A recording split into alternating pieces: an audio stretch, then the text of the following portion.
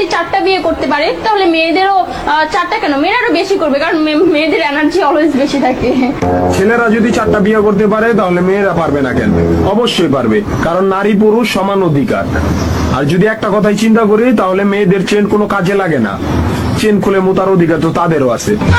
মালে আসেন, একটা চাবি দিয়া যদি 4টা তালা খোলা যায় ওটাকে বলা হয় মাস্টার কি, আর একটা তালা যদি 4টা চাবিতেই খুলে সেটাকে বলা হয় খাঙ্কি। ধরেন আপনি 4টা ইঁদুর পালেন, আপনার কাছে গর্ত আছে একটা, বাহিরে অনেক বৃষ্টি, বুঝেনি তো ওয়েদার ডিমান্ড, এখন 4টা ইঁদুরের একসাথে গর্তে ঢুকতে হবে, তখন আপনি কি করবেন? ধরলাম উপরে নিচে মিলাইয়া আরো 2টা আছে, হ্যাঁ, তাহলে 4 নাম্বার ইঁদুরটা কই যাবো? কানের ফুটা দা না নাকের ফুটা দিয়া? হ্যাঁ, তার মধ্যে মাসের মধ্যে 7 দিন থাকে লকডাউন।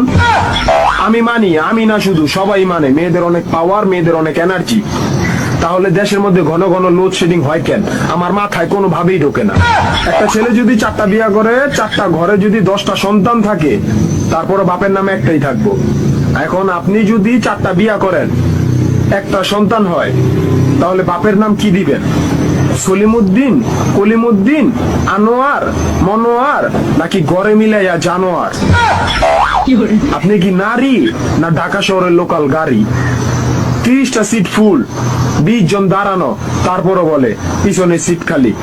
কি শুনলাম ভাই এগুলো, আস্তাগফিরুল্লাহ।